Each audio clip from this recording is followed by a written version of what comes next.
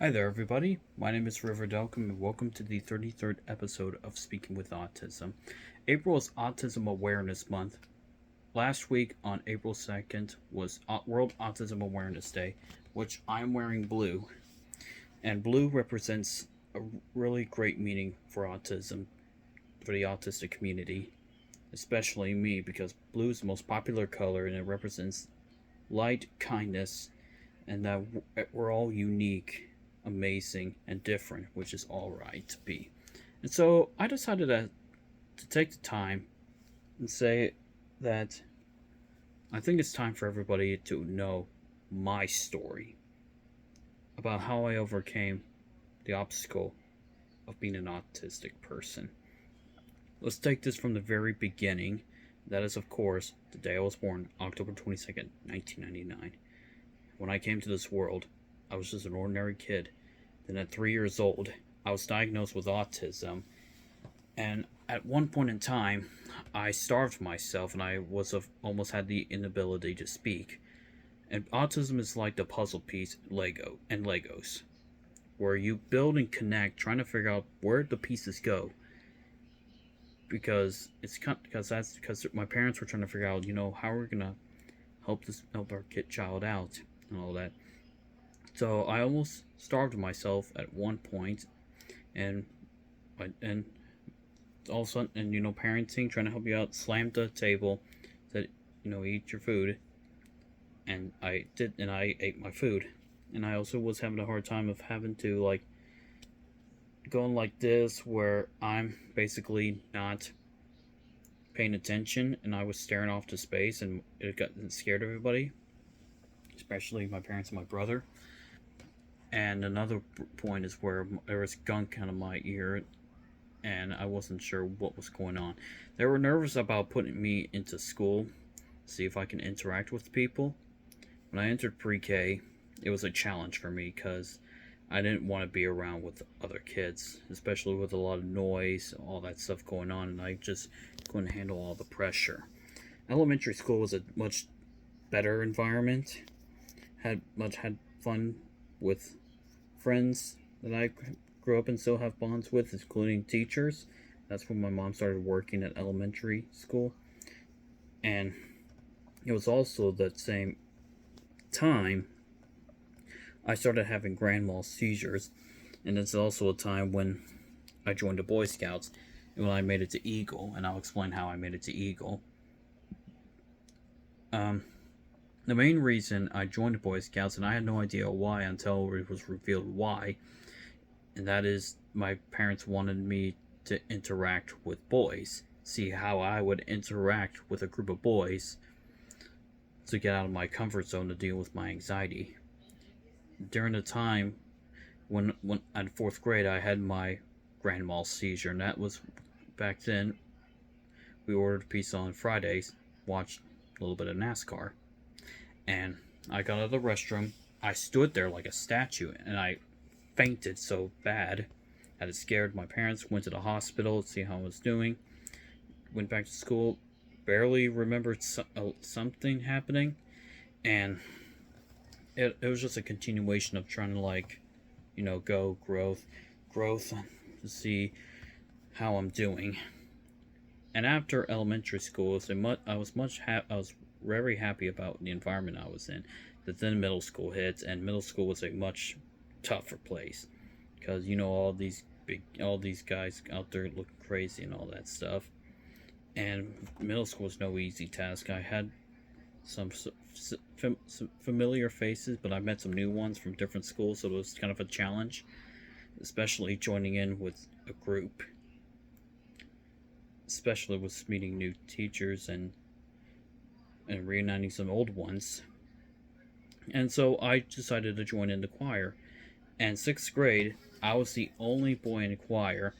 And for those who don't believe me, I have this yearbook from 2011, 2012. As you can see, right here, this blue shirt right there, that's me. Right over there. Right here, that was me. And that was an unexpected event because I was thinking to myself, oh, there's going to be some boys at choir. There should be. But then, enter that day, much different environment, and that was crazy to think about, even to this day. And so, after finishing 6th grade, and then going to the 7th, all of a sudden I started seeing boys going into choir, and it's just like, did I really inspire that many people? I was thinking the same thing, because I used to have anxiety problems, and I didn't want to be on stage. That's when it was 5th grade, where when Despicable Me was becoming its popularity, and of course this famous song Despicable Me with the Minions, I told my dad about the 5th grade talent show, and I wanted to be a part of it. We built the costume of Gru, and I sang the song, and as soon as I performed on stage, everybody loved it so much. It got a reaction. I was still amazed, like, how did I even do that without not freaking out? And still to this day, I'm still trying to figure that out. But somehow I did it, and that's how I still managed to do it today when joining theater. And during 7th grade, I joined in my very first play, and that was the Seussical the Musical Junior, and I played the Grinch, and that was a really fun time.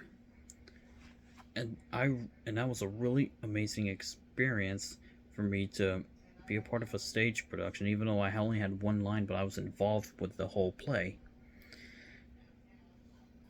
In 8th grade, I joined in the track team, and it was alright for me.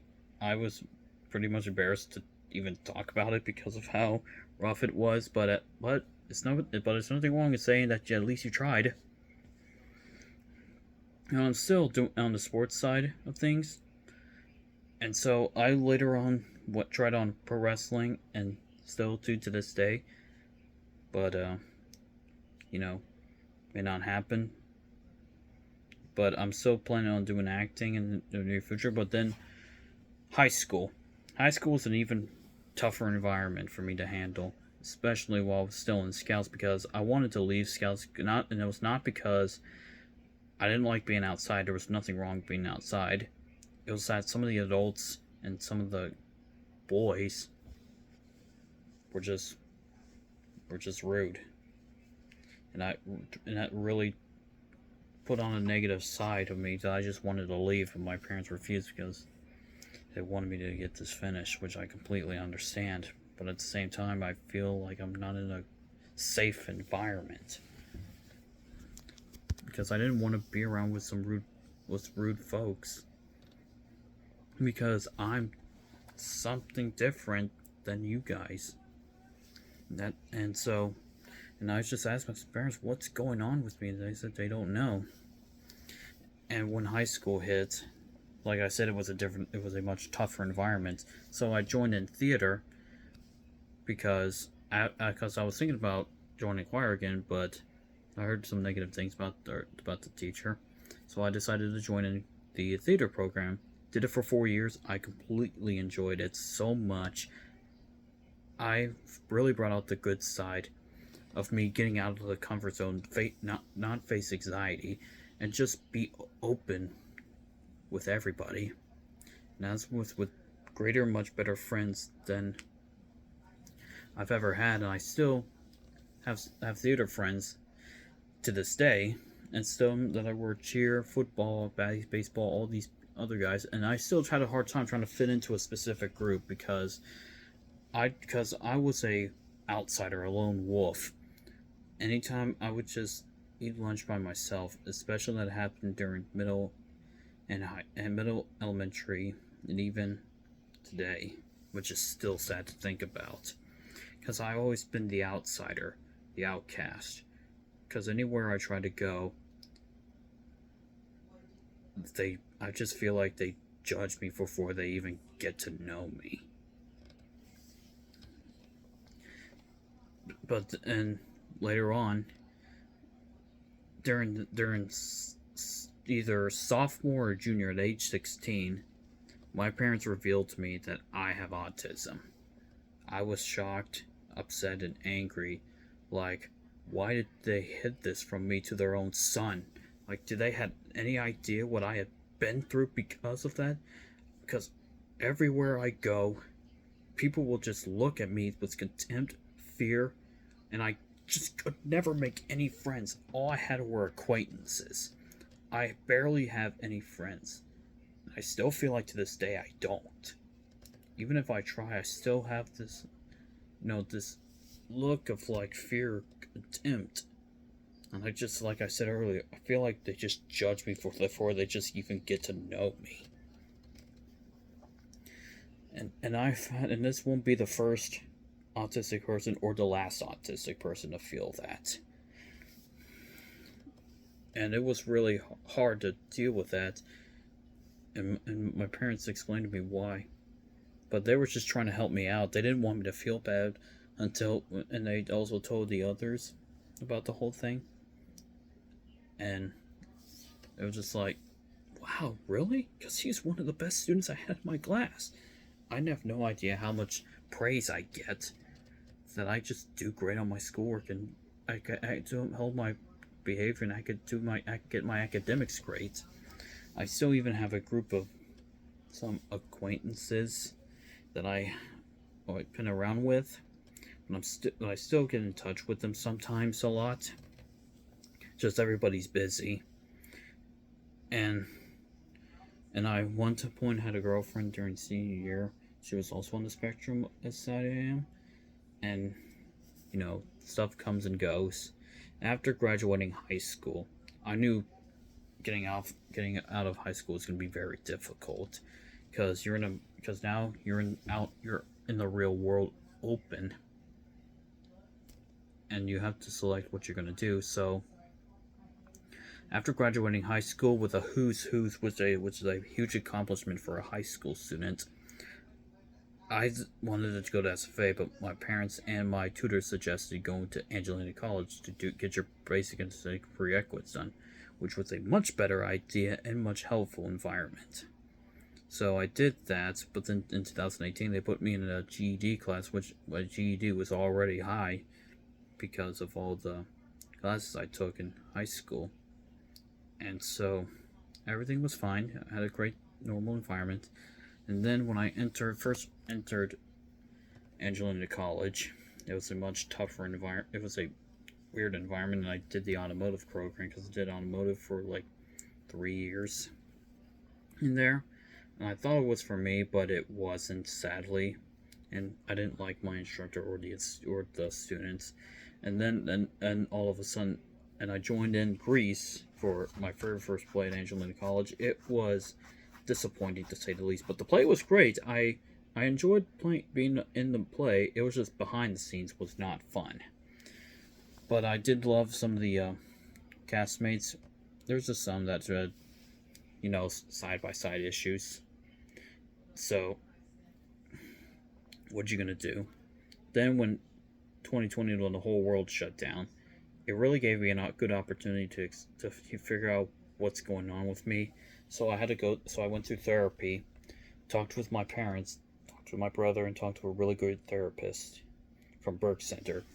We even just discussed what's been going on with me. Why do I feel like this way, and what should I do? And so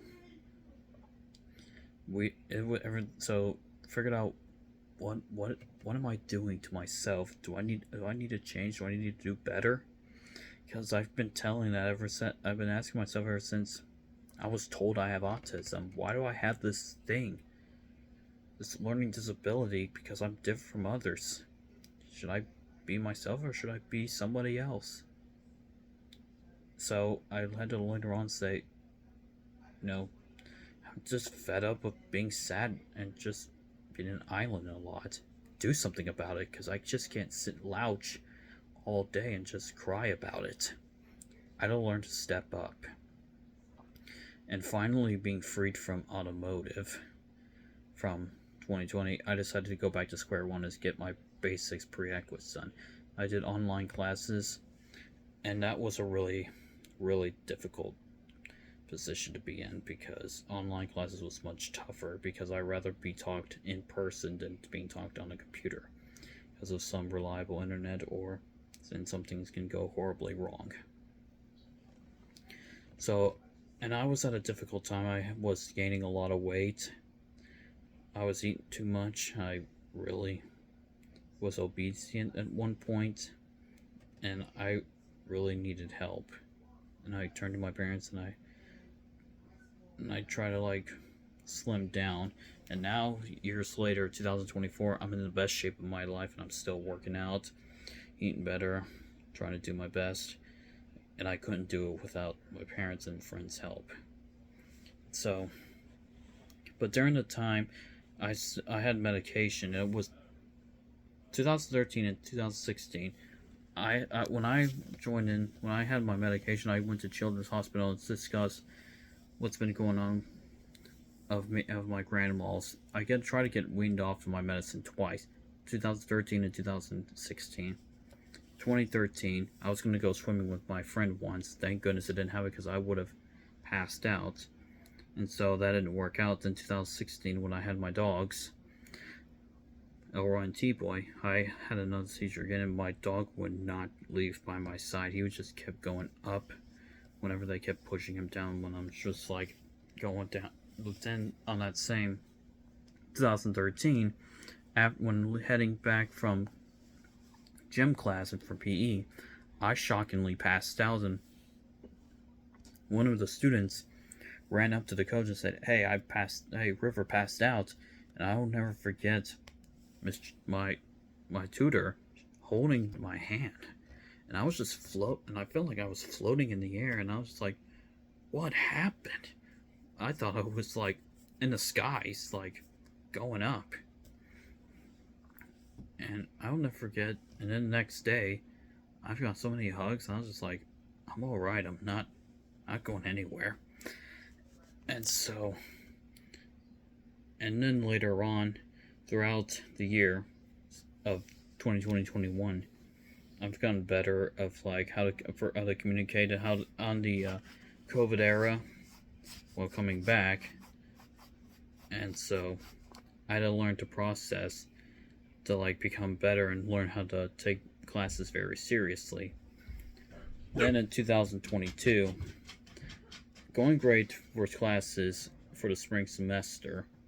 Everything was going according to plan until I had a seizure. And I didn't want to admit this, but I thought I was going to die for sure. Because I'll never forget just lying down and I saw the paramedics, and I thought I was floating, and when I woke up, I was like what happened?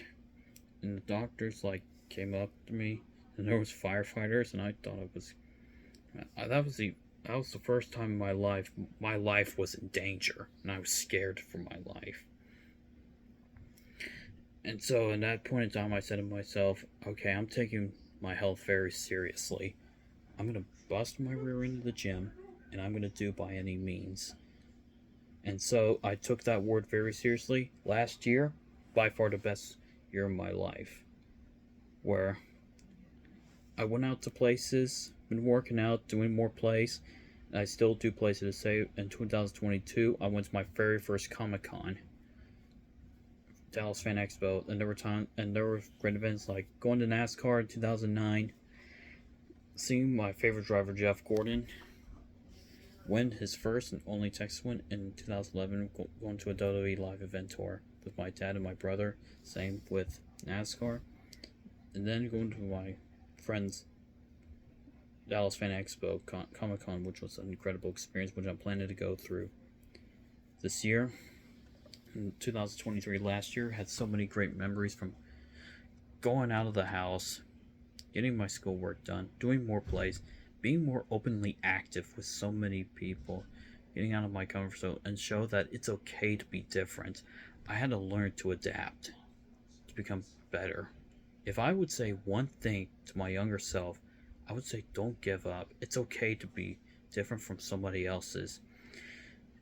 We're all going to be judged no matter what. And I had to learn this. You're going to be judged no matter what's going to happen. And don't take this thing as a burden. Autism is not a burden. it's something special for you that will be coming on later on. And so I later on said to myself,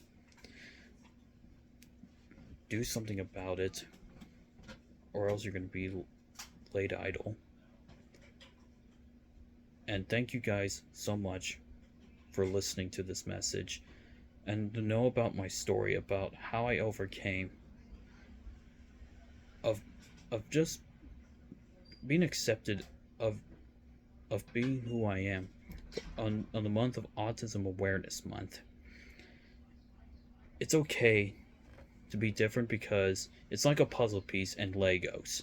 To put the pieces together, find out who you really are. And I couldn't be blessed with my family, my brother, my friends, my supporters, everybody, and all of the autism community. Please comment, like, subscribe, ring the bell for notifications, share with your friends, share with everybody. April's Autism Awareness Month. I'll be posting more videos about autism and still talk about some of the experiences I had to deal with. Thank you guys so much. My name is River Delcom, and I speak autism. Hope you had a great time seeing the solar eclipse, and have a nice night.